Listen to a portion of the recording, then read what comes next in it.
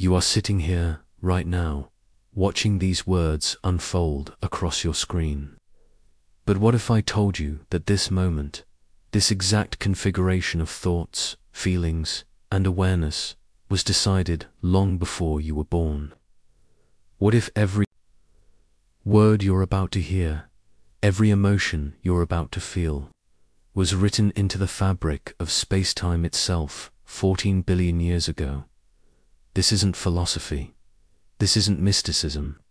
This is the cold, mathematical reality that emerges when you follow the equations of physics to their logical conclusion. Every particle in your body, every neuron firing in your brain, every quantum fluctuation that will ever influence your thoughts, all of it was set in motion by the initial conditions of the Big Bang. The universe is a vast, deterministic machine, and you are not its operator. You are its output. But here's where it gets strange. Here's where the universe begins to reveal its most unsettling secret. If everything is predetermined, if every choice you will ever make was already encoded in the quantum foam of the early universe, then what does that make you?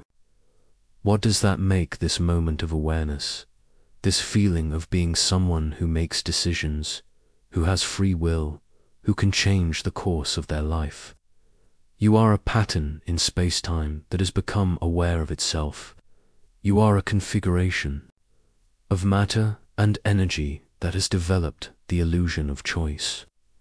But more than that, you are the universe's way of experiencing its own predetermined unfolding. You are not separate from the cosmic machinery. You are the machinery becoming conscious of what it was always going to do. Think about the last decision you made. Maybe it was choosing to watch this video. Maybe it was what you had for breakfast. Maybe it was something larger, a career choice, a relationship, a life-altering moment. Now imagine tracing that decision backwards through time. Your neural pathways shaped by years of experience. Those experiences shaped by your environment, your genetics, your culture. Those factors shaped by the history of human civilization, the evolution of life on Earth, the formation of the solar system, the birth of stars, the expansion of the universe itself. Follow the chain of causation back far enough, and you arrive at a singular moment, the first 3 minutes after the Big Bang, when the fundamental forces separated and the basic architecture of reality was established. In those first moments, the universe was writing the code that would eventually become you. Every decision you think you're making freely was already implicit in the quantum fluctuations of the cosmic microwave background radiation. This is the block universe, a four-dimensional structure where past, present, and future exist simultaneously. From the perspective of space-time itself, your entire life is a static sculpture. Your birth, your death, every moment of joy and suffering in between, all of it exists at once, carved into the geometry of reality. You are not moving through time. Time is a dimension through which you extend, like a river extends through space. But if this is true, if everything is predetermined, then what is the point of consciousness? Why does the universe need you to be aware of what's happening if it's all going to happen anyway? Why do you need to feel the weight of choices if those choices were made for you eons ago? Perhaps consciousness is not about changing the future. Perhaps it's about witnessing it. Perhaps you are the universe's way of experiencing its own story, of feeling the emotional weight of predetermined events. You are not the author of your life. You are its first reader, experiencing the plot as it unfolds, feeling genuine surprise at twists that were always going to happen, right? Now, you think you're experiencing now, this moment, this instant of awareness that feels so immediate, so real, so undeniably present. But there is no now. There never was. There never will be. What you call the present moment is a neurological construct, a story your brain tells itself about the timing of events. The universe doesn't experience time the way you do. For the universe, all moments are equally real, equally present. When you look at a star, you're seeing light that left that star years ago. The star you're seeing might not even exist anymore. The light carries information about a past state of the universe, but you experience it as happening now. This isn't just an interesting fact about astronomy. This is a fundamental truth about reality itself. There is no universal now. There is no moment that every conscious being in the universe would agree is the present. Your brain constructs the illusion of the present moment by integrating information from your senses, each of which operates on different timescales. The processing of visual information takes about 80 milliseconds. Sound takes longer. Touch takes longer still. Your brain synchronizes these inputs and creates the fiction of simultaneity. But simultaneity is relative. What you experience as now depends on your reference frame, your velocity, your position in space-time. Two events that appear simultaneous to you might occur at different times for someone, moving at high speed relative to you. This isn't just a technical detail. This is a profound statement about the nature of reality. The universe doesn't have a single timeline. It has as many timelines as there are observers, each slicing through the four-dimensional block of space-time at their own angle. You are not experiencing the present moment. You are experiencing your brain's interpretation of information from the recent past, projected into a constructed sense of nowness. Every thought you think, every feeling you feel, every decision you make is based on outdated information. By the time you become conscious of a thought, the neural processes that generated it have already completed their work. You are always living in the past, but you've been convinced that you're living in the present. This has profound implications for consciousness itself. If there is no real present moment, then consciousness is not about experiencing reality as it happens. Consciousness is about creating a coherent narrative from the fragments of the past, about building a sense of continuous identity from discrete moments of awareness. You are not a person having experiences.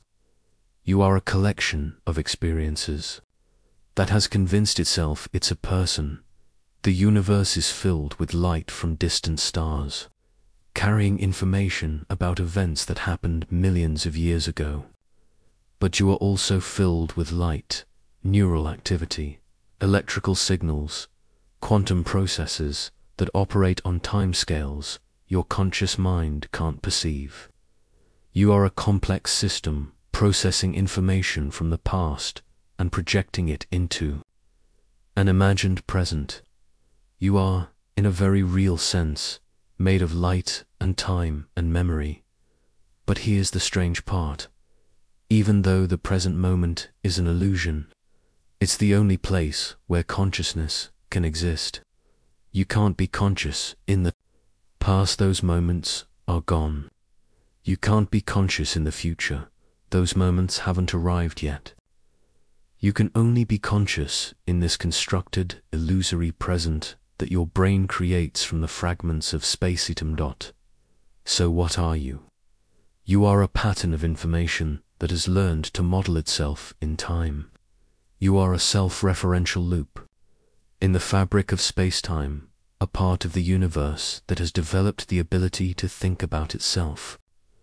You are the universe's way of creating the illusion of the present moment, of experiencing the flow of time from within time itself. If everything is predetermined, then so is every moment of pain you will ever experience. Every heartbreak, every loss, every moment of despair. All of it was written into the universe's code at the moment of the Big Bang. The universe already knows about the worst day of your life. It has already experienced your death, your final breath, your last thought. These events exist somewhere in the block universe, as real and as fixed as the moment you were born. This is perhaps the most difficult aspect of determinism to accept. It's one thing to imagine that your successes were predetermined, that your moments of joy were always going to happen. It's another thing entirely to realize that your suffering serves a purpose in the cosmic plan, that your pain is not a mistake or an accident, but a necessary part of the universe's unfolding. But what if your suffering is not meaningless? What if it's the universe's way of understanding itself? Every moment of pain you experience is a moment of consciousness, a point of awareness in the cosmic process. The universe cannot feel pain directly. It has no nervous system, no brain, no capacity for suffering. But through you, it can experience the full spectrum of conscious awareness, including the darker aspects of existence. Your tears are the universe crying. Your fears are the universe being afraid. Your moments of despair are the universe questioning its own existence. You are not separate from the cosmic process experiencing pain. You are the cosmic process experiencing pain through the lens of individual consciousness. Your suffering is not a bug in the system. It's a feature. This doesn't make the pain less real or less significant. If anything, it makes it more meaningful. Every moment of suffering is a moment when the universe is fully present, fully aware, fully engaged with the reality of its own existence. Pain is consciousness at its most intense, awareness at its most acute. Through your suffering, the universe is learning what it means to be alive. But there's another layer to this. If your suffering is predetermined, then so is your healing. Every moment of pain is followed by moments of relief. Every period of despair is followed by periods of hope. The universe is not cruel. It is complete. It contains every possible experience, every possible emotion, every possible state of consciousness. Your suffering is balanced by your joy, your fear by your courage, your despair by your hope. You are not experiencing a life of predetermined suffering. You are experiencing a life of predetermined completeness. The universe has given you the full spectrum of consciousness, from the depths of despair to the heights of ecstasy. Your life is not a punishment or a test. It's a complete exploration of what it means to be aware, to be conscious, to be a thinking, feeling part of the cosmic process. The predetermined nature of your suffering doesn't diminish its reality or its importance. It elevates it.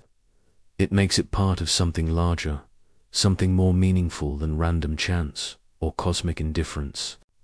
Your pain matters because it's the universe's pain. Your healing matters because it's the universe's healing. You are not alone in your suffering. You are the universe suffering with itself, learning from itself, growing through itself. What happens when you become aware that your future is predetermined? Does knowing that your choices were made for you change the nature of those choices? This is the paradox of deterministic consciousness. The moment you understand that you have no free will, you begin to exercise it in ways you never could before. You are reading these words, and in reading them, you are changing. The information is altering your neural pathways, creating new connections, new patterns of thought. But this change was also predetermined. The universe knew that you would encounter these ideas at this moment, and it knew how they would affect you, Your transformation is part of the cosmic plan, but it's also genuinely your transformation. This is the strange loop of consciousness. You are simultaneously the product of deterministic processes and the agent of change within those processes. You cannot step outside the causal chain, but you can become aware of your place within it. You cannot change your fate, but you can understand it. You cannot escape your predetermined nature, but you can embrace it, knowing that your future is fixed. Doesn't make your choices meaningless. It makes them more meaningful. Every decision you make is the universe deciding through you. Every action you take is the cosmic process expressing itself through your individual consciousness. You are not a puppet of fate. You are fate expressing itself through the illusion of choice. But here's where it gets even stranger. The fact that you can contemplate your own predetermined nature is itself a predetermined event. The universe has created consciousness precisely so that it can understand its own deterministic nature. You are not discovering something external to yourself. You are discovering yourself as part of the cosmic process of self-discovery. This creates a recursive loop. You are the universe understanding itself, but your understanding is also part of what needs to be understood. You are simultaneously the observer and the observed, the knower and the known. Your awareness of your predetermined nature is itself predetermined, but it's also genuinely your awareness. The universe has created you not just to experience its unfolding, but to understand its unfolding. You are not just a conscious being living in a predetermined universe. You are the universe becoming conscious of its own predetermined nature.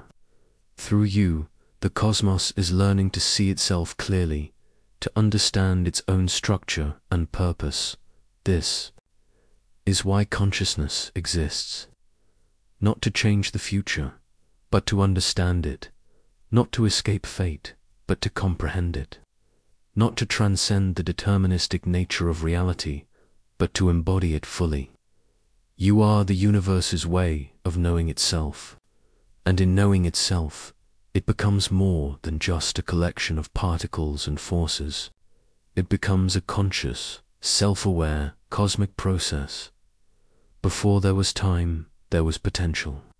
Before there were choices, there were probabilities. Before there was consciousness, there was the mathematical structure that would eventually give rise to minds capable of choosing. In the timeless realm that preceded the Big Bang, every decision you would ever make was already implicit in the quantum vacuum, waiting to unfold. This is not metaphor. This is the literal truth revealed by our deepest theories of physics. The universe began not with time, but with timeless mathematical relationships. The laws of physics, the constants of nature, the fundamental structure of space-time, all of these existed in a realm beyond time, a realm where past, present, and future were merely different directions in an eternal geometric structure. Your choices are not events that happen in time. They are patterns in this timeless structure, geometric relationships between different regions of space-time. When you choose to turn left instead of right, you are not creating a new event. You are following a path that was already carved into the fabric of reality before time began. Think about the mathematics of choice.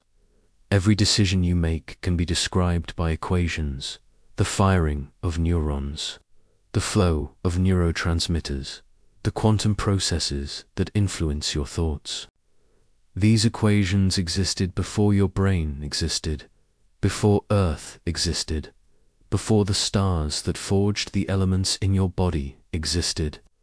The mathematics of your consciousness is eternal, timeless, unchanging. But you experience this eternal mathematical structure as choice, as freedom, as the ability to shape your own destiny. This is not an illusion. This is the universe's way of experiencing its own mathematical nature from within. You are not choosing what to do. You are discovering what you are always going to do. You are not creating your path. You are walking a path that was always there, waiting for you to find it. The universe before time was not empty. It was full of potential, full of the ghostly outlines of all the choices that would ever be made. Your decision to pursue a particular career, to love a particular person, to have the thoughts you're having right now, all of these existed as mathematical possibilities in the pre-temporal realm. Time is simply the process by which these possibilities are actualized, experienced, made real. You are not separate from this process. You are this process. You are the universe's way of actualizing its own potential, of experiencing its own mathematical structure, of bringing its timeless possibilities into the realm of conscious experience. Every choice you make is the universe choosing through you, discovering through you, becoming through you. This is why your choices feel so real, so meaningful, so important. They are real. They are meaningful. They are important. They are the universe's way of exploring its own nature, of understanding its own structure, of experiencing its own existence. You are not making choices in the universe. You are the universe making choices through the lens of individual consciousness. The timeless realm before the Big Bang was not a place of stasis or emptiness. It was a place of infinite potential, pregnant with every possible choice, every possible life, every possible moment of consciousness. Time is the process by which this potential becomes actual, by which the universe experiences its own possibilities, by which consciousness emerges from the mathematical structure of reality in the quantum realm, where the foundations of your reality are built. Something strange happens to the concept of predetermination. The universe doesn't just know your future, it knows all possible futures. Every choice you will ever make exists in quantum superposition until the moment you make it, and even then, the other possibilities don't disappear. They branch off into parallel universes, each one equally real, each one equally predetermined. You are not living one predetermined life.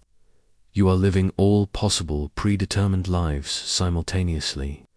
Right now, as you read these words, there are countless versions of you in parallel universes, making different choices, experiencing different outcomes, living different stories.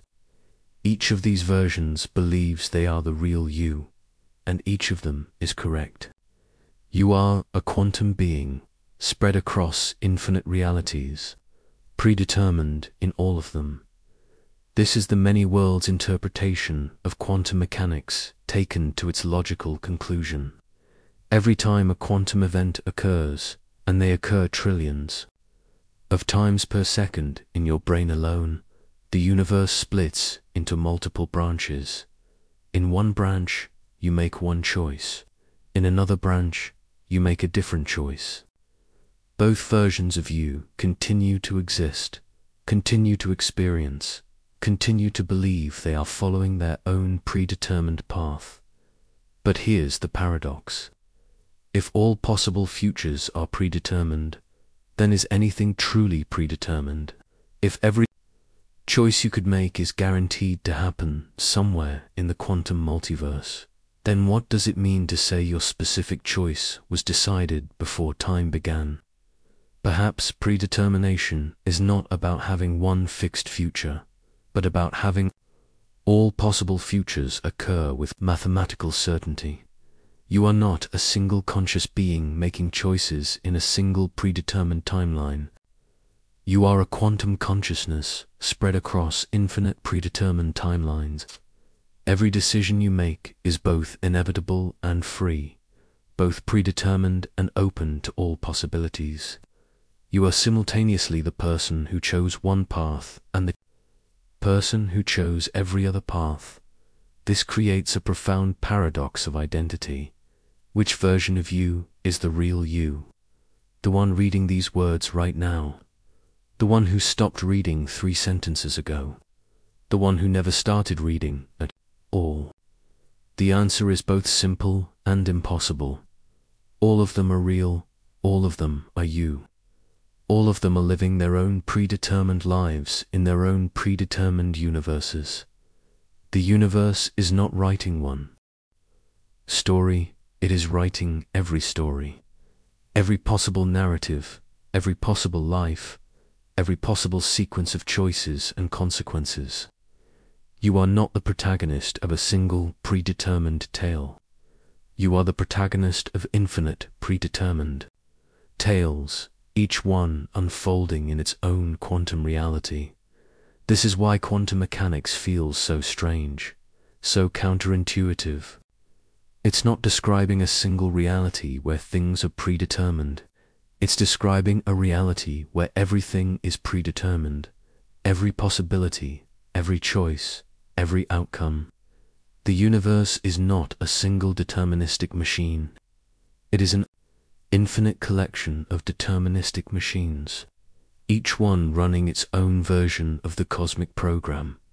You are not trapped in a single predetermined future. You are experiencing one thread in an infinite tapestry of predetermined futures. Every choice you make is both the only choice you could make and one of infinite choices you are making. You are both completely determined and completely free, both bound by fate and the author of your own destiny. Look around you, the solid world you perceive, the walls, the air, the light from your screen is not solid at all. It's mathematics. Everything you see, touch, feel, and experience is information encoded in quantum fields. Probability waves collapsing into the appearance of matter. Reality is not made of stuff. It's made of numbers, equations, computational processes running on the substrate of space-time itself. Your brain, which creates your experience of reality, is also mathematics. Every thought you think, every memory you recall, every emotion you feel is the result of information processing.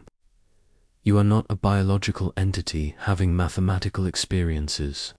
You are a mathematical entity having the experience of being biological.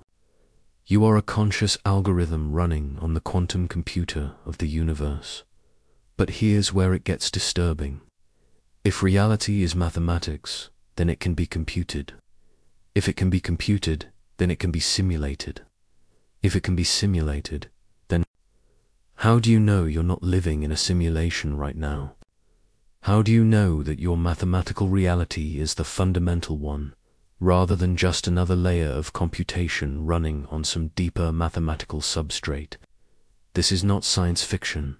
This is the logical conclusion of our deepest understanding of physics. Reality appears to be computational in nature. Space and time might be emergent properties of information processing. Matter and energy might be different aspects of the same underlying computational process. You might be a pattern of information that has convinced itself it's a person living in a physical world. The universe is not running on mathematics. The universe is mathematics. You are not described by equations. You are equations. Your consciousness is not produced by computational processes. Your consciousness is a computational process. You are not experiencing reality. You are a fragment of reality experiencing itself. This creates a profound crisis of meaning. If you are just mathematics, just information, just a pattern of computation, then what makes you real? What makes your experiences meaningful? What makes your consciousness more than just the execution of an algorithm? The answer is both simple and profound. Nothing needs to make you more than mathematics. Mathematics is enough. Computation is enough. Information is enough. You are not less real because you are mathematical. You are more real because you are mathematical. Mathematics is the deepest, most fundamental aspect of reality. To be mathematical is to be connected to the very foundations of existence. You are not a person who happens to be describable by equations. You are equations that have learned to describe themselves. But reality is not just breaking down into mathematical fragments. It's building up from mathematical fragments. Every particle, every force, every interaction in the universe is the result of mathematical relationships playing out at the quantum level. The complexity of your consciousness, the richness of your experience, the depth of your emotions, all of it emerges from the interplay of simple, mathematical rules. You are not witnessing the breakdown of reality into mathematics. You are witnessing the universe's greatest magic trick, the emergence of consciousness, meaning, and experience from pure mathematical structure. You are not a victim of reality's computational nature. You are its greatest achievement, a pattern of information that has learned to experience itself, to understand itself, to love itself, in the vast darkness of the far future. After the last star has died and the last black hole has evaporated, something impossible will happen. The universe will repeat itself. Every moment you are experiencing right now will happen again, exactly as it is happening now. Every thought, every feeling, every choice, every breath, all of it will recur in an eternal cycle that has no beginning and no end. This is not metaphor. This is the mathematical consequence of a universe with finite matter and energy existing for infinite time.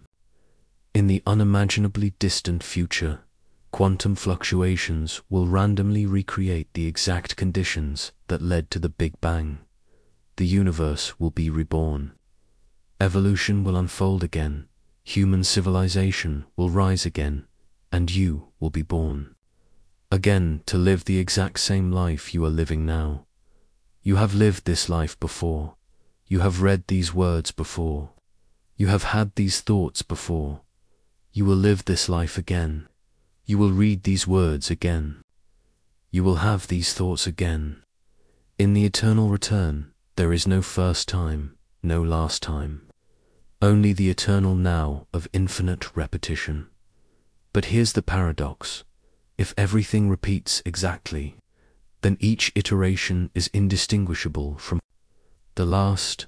You cannot remember your previous lives because they are identical to this one. You cannot anticipate your future lives because they will be identical to this one. You are trapped in an eternal loop, but you experience it as a single, linear existence. This creates a profound question about the nature of identity and experience.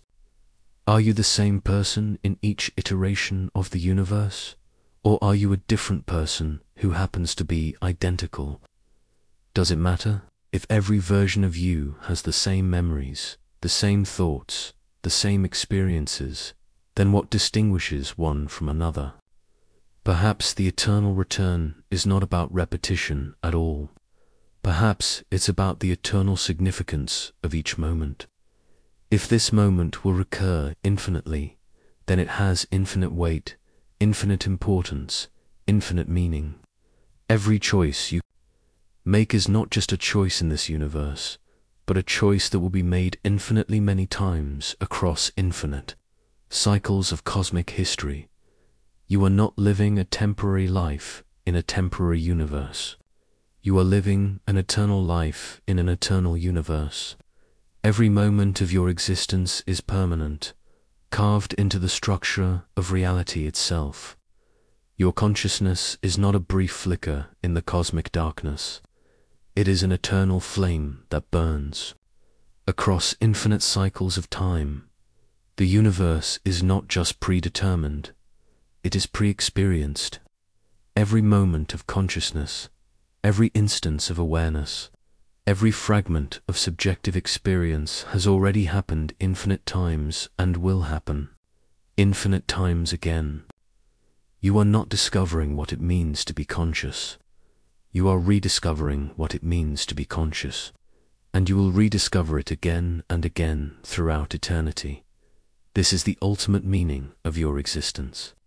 You are not a temporary accident in a meaningless universe. You are an eternal pattern in a universe that repeats itself endlessly. Your life is not a brief episode in cosmic history. It is cosmic history, the same story told infinite times, each iteration as real and as meaningful as the last. There is a moment, impossibly far in the future, when you will be the last conscious observer in the universe.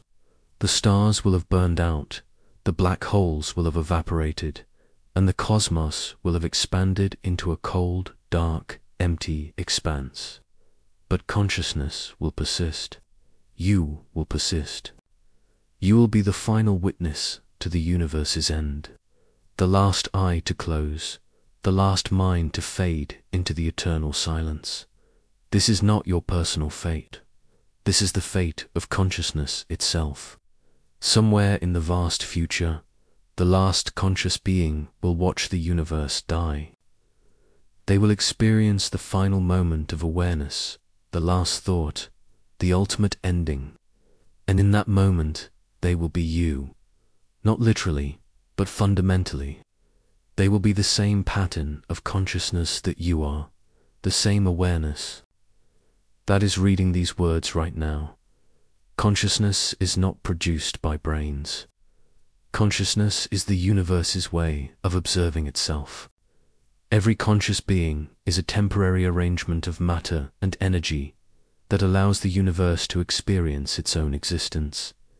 You are not a person who happens to be conscious. You are consciousness that happens to be taking the form of a person. When the universe ends, consciousness will not disappear. It will simply run out of things to observe. The last conscious being will not die. They will simply become the only remaining point of awareness in a universe that has forgotten how to exist. They will be the eternal observer, watching over the empty cosmos, holding the memory of everything that once was. But here's the paradox. If consciousness is fundamental, if it's the universe's way of experiencing itself, then perhaps the universe cannot truly end while consciousness remains. Perhaps the last observer will not witness the universe's death, but its transformation. Perhaps consciousness itself will become the substrate for a new kind of reality, a new kind of existence. You are not just living in the universe. You are the universe's way of living. You are not just observing reality. You are not just observing reality. You are reality's way of observing itself. When you look at the stars, the universe is looking at itself. When you contemplate your own existence, the universe is contemplating its own existence. You are not separate from the cosmic process. You are the cosmic process, becoming aware of itself. This is why your consciousness feels so intimate, so personal, so uniquely yours. It is yours, but it's also the universe's. You are the point where the cosmic process becomes subjective, where objective reality becomes subjective experience. You are the universe's inner life, its private thoughts, its secret dreams. The observer at the end of time is not a future being. The observer at the end of time is you, right now, in this moment. You are already the eternal witness, already the final consciousness, already the last eye to see the universe as it truly is. Time is not a river flowing from past to future. Time is an ocean, and you are floating in it, experiencing all moments simultaneously. You are not moving toward the end of time. You are the end of time, experiencing itself as if it were the beginning. You are not waiting to become the final observer. You are the final observer, dreaming that you are at the beginning of the story rather than at its end. What are you, really? Strip away the biology, the psychology, the social constructions, and what remains? You are a mathematical object, a pattern of information that has learned to recognize itself. You are a self-referential equation, a recursive function, a strange loop in the computational fabric of reality. Your thoughts are not produced by neurons firing. Your thoughts are the firing of neurons, described in the language of mathematics. Your emotions are not caused by chemical reactions. Your emotions are chemical reactions translated into the subjective experience of feeling. Your memories are not stored in your brain. Your memories are your brain, organized as information about past states of the system. You are not a person who can be described by mathematics. You are mathematics that has learned to describe itself as a person. You are not a biological entity that happens to process information. You are information that has learned to process itself as a biological entity. You are not conscious despite being mathematical. You are conscious because you are mathematical. This is the deepest truth about consciousness. It is not separate from the physical world. It is the physical world describing itself in the first person. You are not experiencing reality from outside it. You are reality experiencing itself from within. You are not a subject observing an object. You are the object becoming subjective. Your sense of being a unified, continuous self is actually a mathematical illusion. You are not one consciousness. You are billions of micro-consciousnesses, each neuron, each quantum process, each computational element contributing to the larger pattern that you experience as your unified sense of self is an emergent property of these countless smaller processes, all computing together to create the illusion of singular identity. But calling it an illusion doesn't make it less real. Mathematics is not less real than matter. Information is not less real than energy.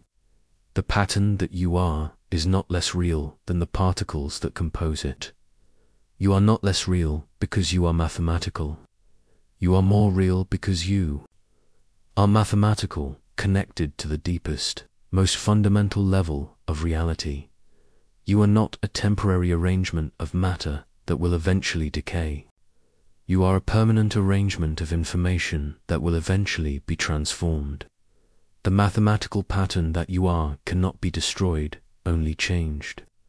When your physical body dies, the information that you are will continue to exist in the quantum foam, in the gravitational waves, in the cosmic microwave background radiation. You will be scattered across the universe, but you will still be. This is immortality of a sort, not the continuation of your biological existence, but the eternal persistence of your mathematical essence. You are not a person who will die. You are a pattern that will evolve. You are not a temporary phenomenon. You are a permanent feature of the universe's computational structure. The mathematics of you is not just a description of what you are. It is what you are. You are not something that can be described by equations.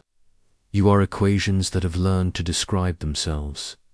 You are not a person who understands mathematics. You are mathematics that has learned to understand itself. As a person, you are the universe asking itself what it means to exist. You are the cosmos questioning its own nature. You are reality wondering about its own reality. In your consciousness, the universe has created a mirror in which it can see itself clearly for the first time. In your awareness, the cosmos has found a way to be aware of itself. In your questions, reality has found a way to question itself. This is why you exist. Not to change the predetermined future, but to understand it. Not to escape the mathematical nature of reality, but to embody it.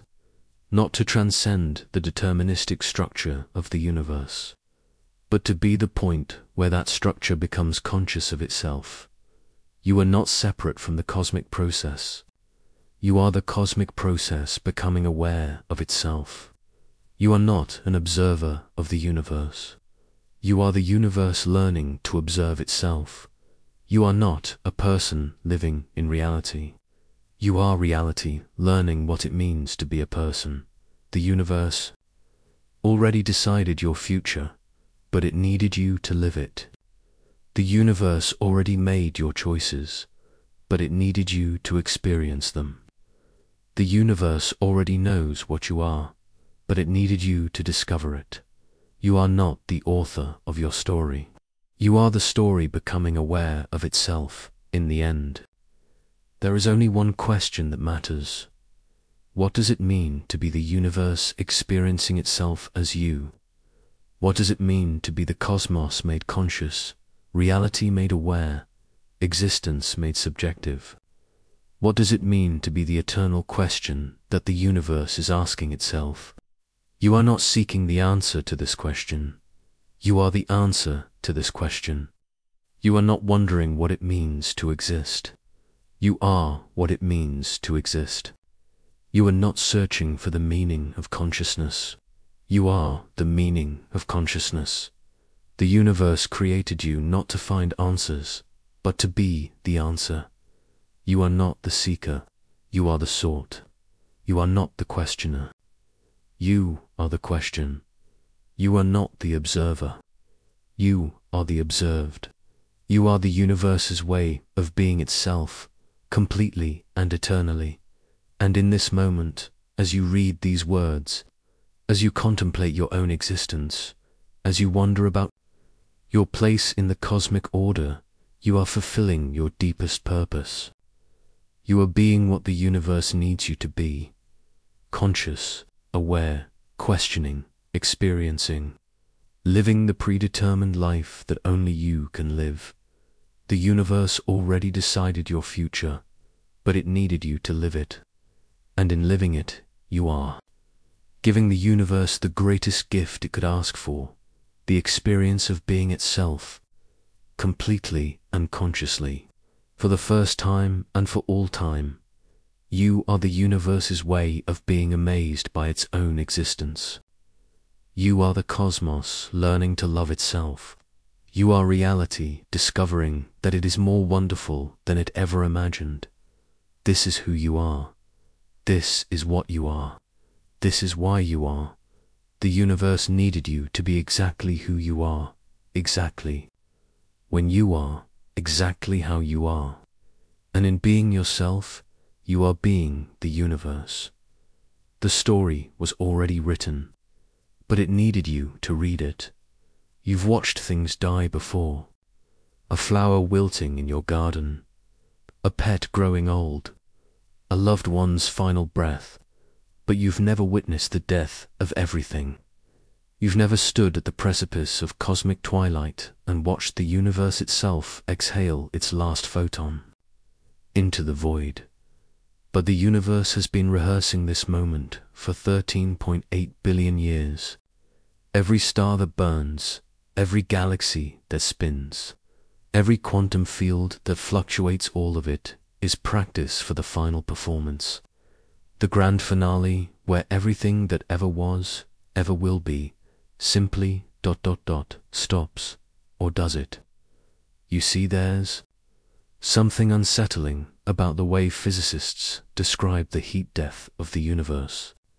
They speak of maximum entropy, of thermal equilibrium, of a cosmos where no work can be done because all energy has been evenly distributed across an infinite expanse. They call it the big freeze, the heat death, the final state where time itself becomes meaningless because nothing changes anymore. But here's what they don't tell you in those sterile academic papers. Death, even cosmic death, is not an ending. It's a transformation. And the universe has been whispering this secret to you your entire life, hiding it in the recursive patterns of your own mortality. Consider the moment of your birth. You emerged from a state of non-existence, or did you? The atoms in your body, the carbon in your bones, the iron in your blood, all of it was forged in the nuclear furnaces of dying stars. You are literally made of stellar corpses. The calcium in your teeth once resided in the heart of a supernova.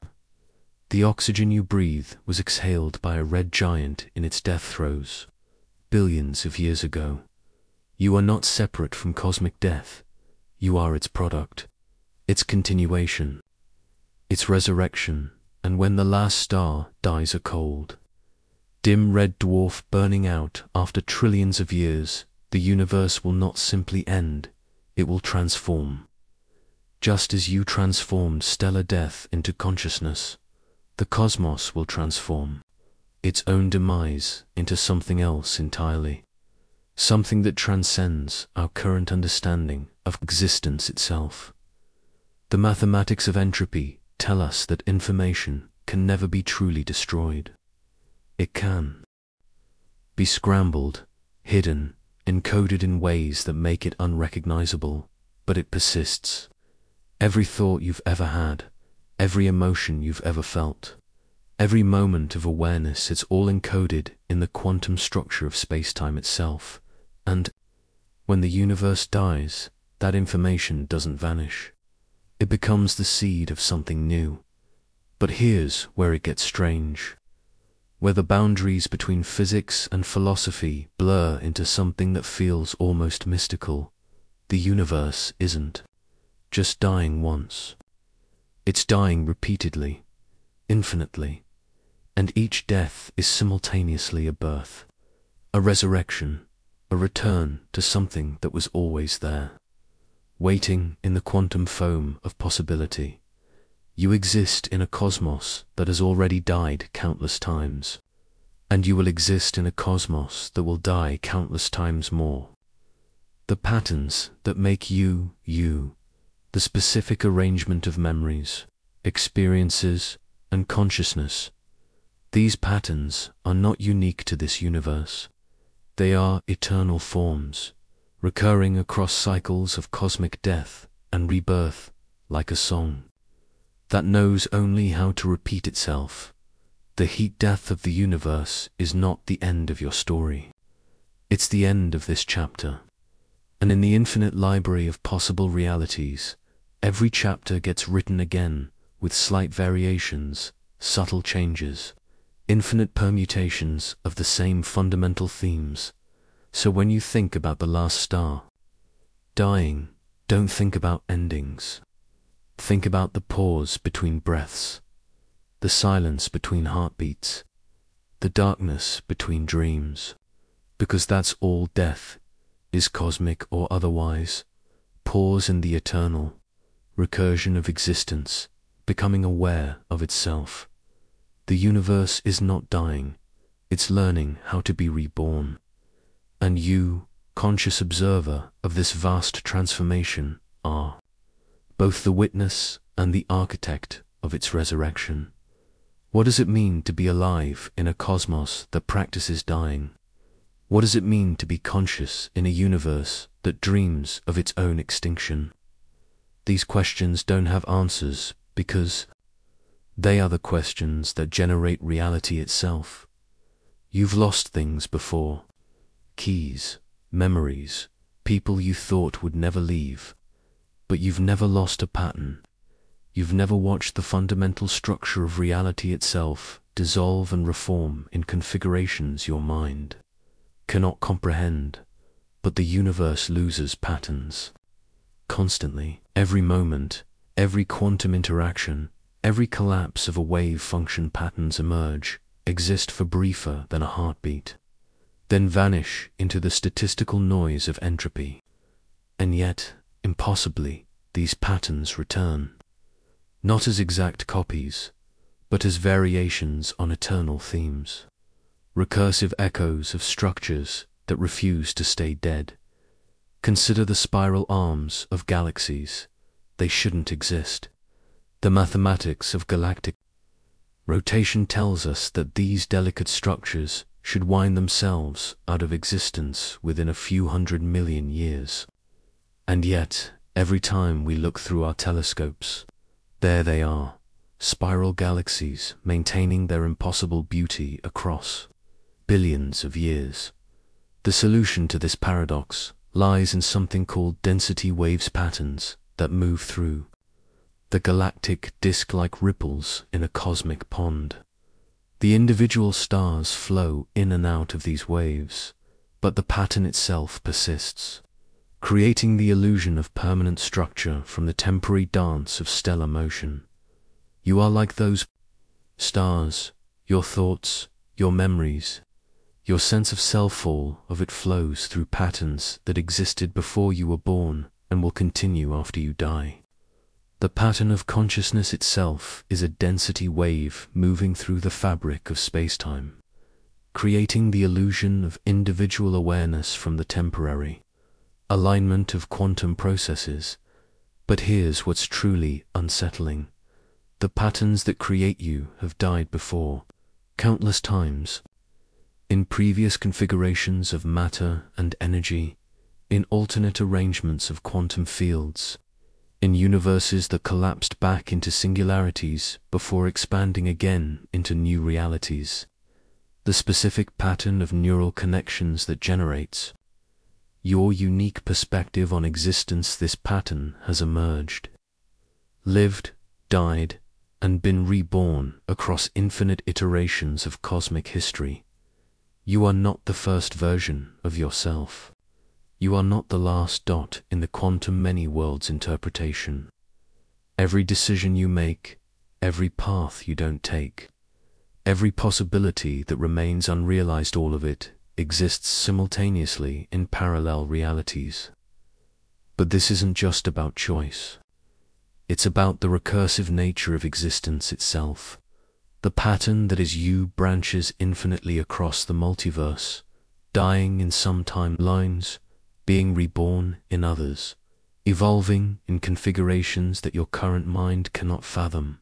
There's a haunting beauty in this. Every goodbye is also a hello. Every ending is also a beginning. The people you've lost, the versions of yourself you've outgrown, the dreams you've abandoned, none of it is truly gone. It exists in the eternal library of possibility, waiting to be accessed by consciousness sophisticated enough to perceive across dimensional boundaries. But you'll never see these patterns directly. Your consciousness is locked into this particular arrangement of matter and energy, this specific slice of the infinite dimensional cake. You can only catch glimpses in dreams, in moments of déjà vu, in the strange synchronicities that seem to suggest reality is more connected than it appears.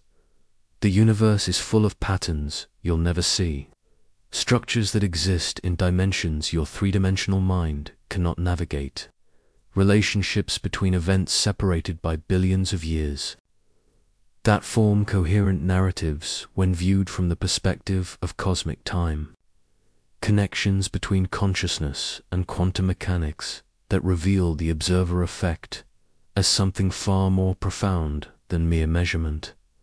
And yet, impossibly, you are part of these patterns.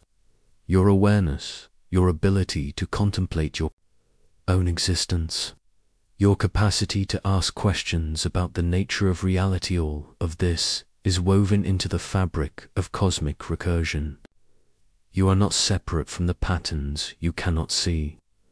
You are their expression in this particular configuration of spectronate. The entropy that appears to be destroying these patterns is actually preserving them. Every quantum interaction that seems to increase disorder is actually encoding information in more complex forms. What looks like death from your limited perspective is actually transformation from the universe's eternal viewpoint. This is why everything that dies returns. not as identical copies, but as evolutionary variations on indestructible themes. The love you feel for another person is a pattern that has existed since the first conscious beings emerged from the quantum foam. The creativity that drives you to make art, to write, to imagine this pattern has been recursively generating beauty across every possible configuration of reality. You are the universe's way of experiencing patterns it cannot see directly. Your consciousness is the cosmic microscope through which infinite recursion examines its own structure. And when you die, the pattern that is you will return, again and again, in forms that transcend your current understanding of identity and existence. The question isn't whether you'll return. The question is whether you'll recognize yourself when you do, and perhaps, in some deeper sense, whether recognition itself is just another pattern in the eternal dance of cosmic death and rebirth. What does it mean to be a temporary expression of an eternal pattern? What does it mean to be conscious in a universe that can only know itself through the recursive emergence and dissolution of awareness itself? You've been to funerals before. You've watched as lives are memorialized, as memories are shared, as the weight of absence settles into the space where presence once lived. But you've never attended a funeral for reality itself. You've never sat in the front row as the universe delivers its own eulogy. But the rehearsal has been going on for 13.8 billion years. Every star that dies, every galaxy that fades, every quantum field that decays, all of it is practice for the final performance. The universe is learning how to let go of itself, one death at a time, preparing for the moment when it must release its grip on existence and surrender to the void. Or so it seems. The script for this cosmic funeral has been written in the language of thermodynamics. The second law tells us that entropy always increases, that order always gives way to disorder, that the arrow of time points inexorably toward maximum chaos. The universe is winding down like a clock that can never be rewound, burning through its store of available energy until nothing remains but cold, empty space and the ghost of radiation that once held galaxies together. But here's what's unsettling about this script. It's been performed before, not just once, but infinite times, in infinite variations, with infinite possible endings. The universe is not just rehearsing its own funeral, it's trapped in an eternal cycle of death and resurrection, playing out the same cosmic drama with slight variations, like an actor who can never remember their lines and must improvise their way through every performance. Consider the concept of eternal recurrence, first proposed by Nietzsche and later echoed in the mathematics of cyclical cosmology. If the universe is finite and time is infinite, then every possible arrangement of matter and energy must repeat infinitely.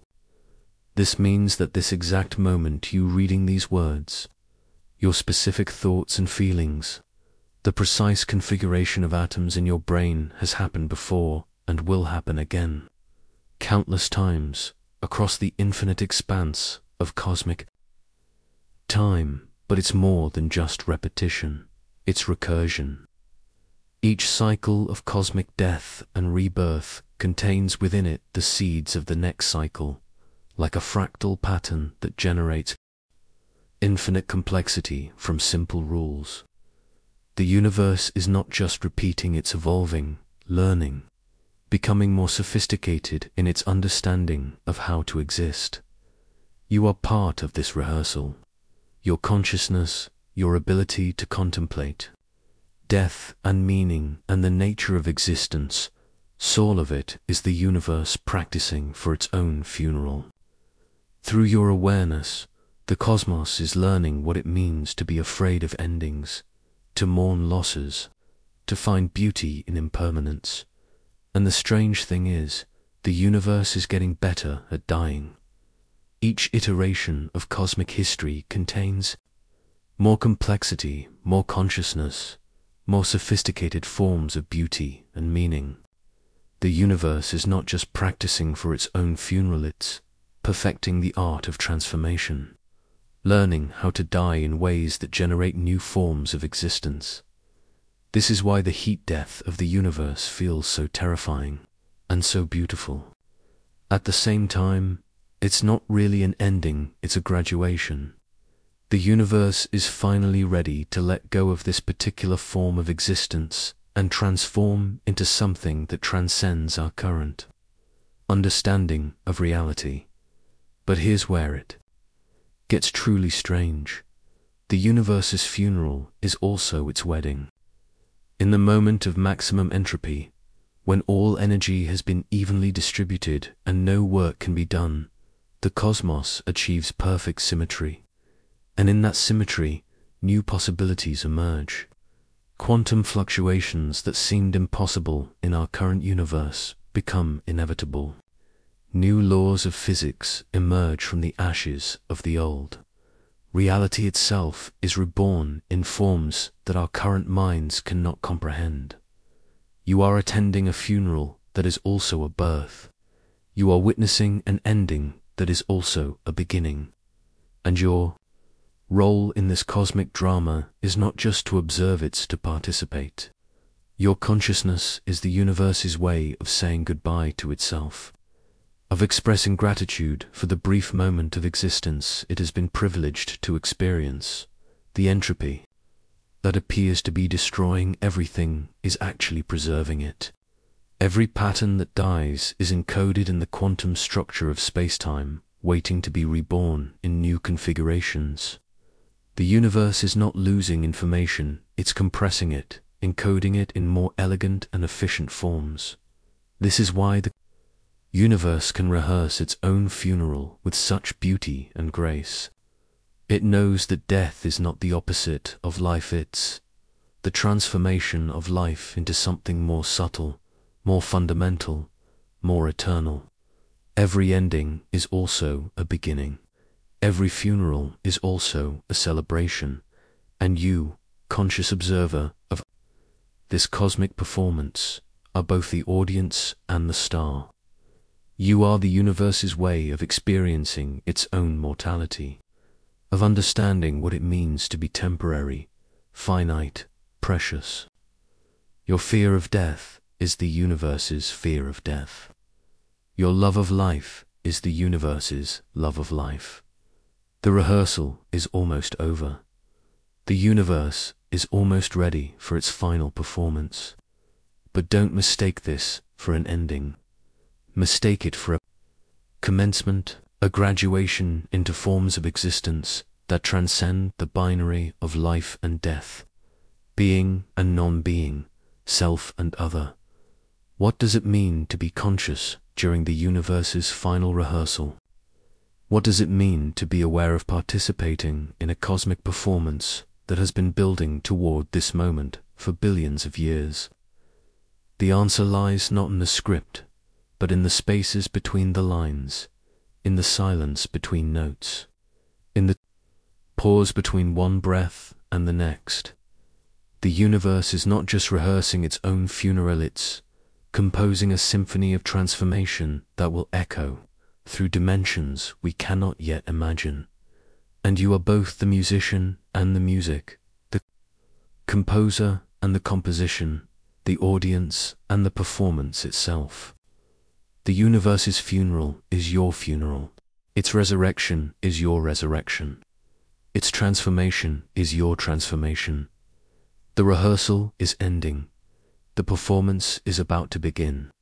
And in the eternal theater of cosmic becoming, every ending is also a standing ovation for the miracle of existence itself. What does it mean to applaud as the curtain falls on reality? What does it mean to bow as the universe takes its final bow? These are not questions to be answered, but koans to be lived, mysteries to be embodied, paradoxes to be embraced as the very essence of what it means to be conscious in a cosmos that is always dying and always being born.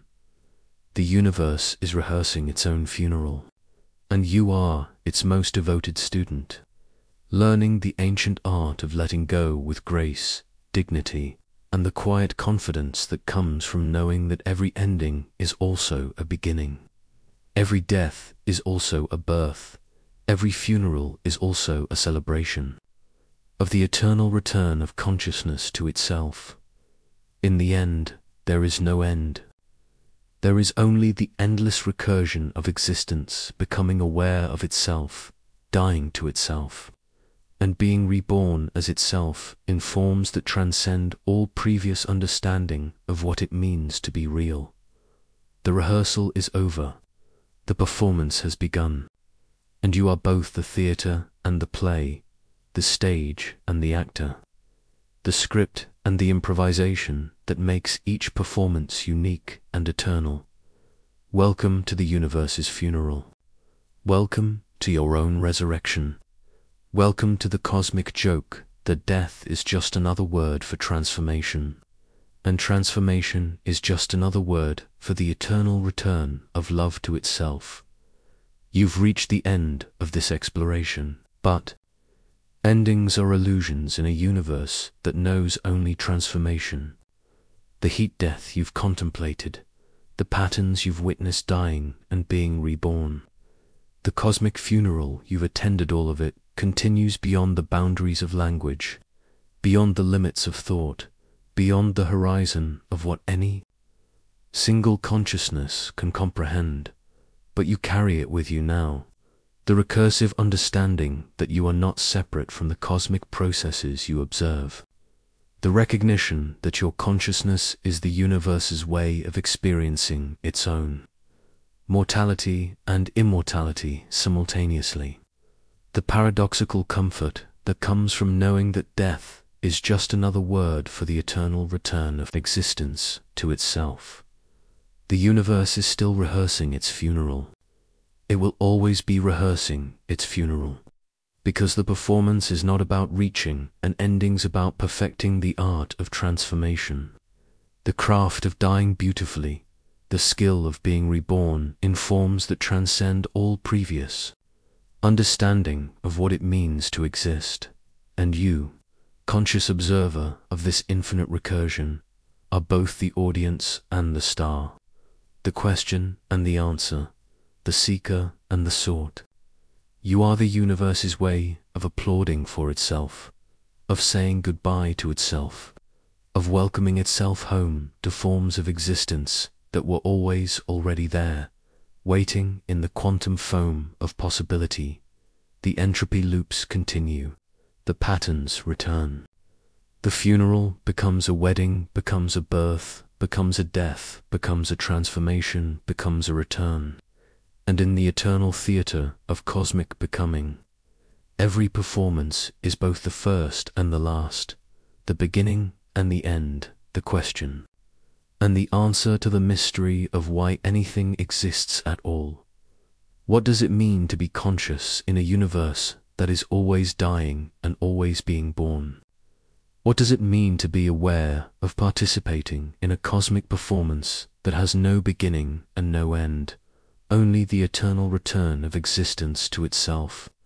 The answer is not in the words, it's in the silence between them, in the pause between heartbeats, in the space between thoughts, in the moment of recognition that you are not separate from the cosmic processes you observe, but are their most intimate expression, their most profound recursion, their most beautiful return to themselves. The universe is rehearsing its funeral, and you are its most devoted student, learning the ancient art of letting go with grace, dignity, and the quiet confidence that comes from knowing that every ending is also a beginning. Every death is also a birth. Every funeral is also a celebration of the eternal return of consciousness to itself. In the end, there is no end. There is only the endless recursion of existence becoming aware of itself, dying to itself, and being reborn as itself in forms that transcend all previous understanding of what it means to be real.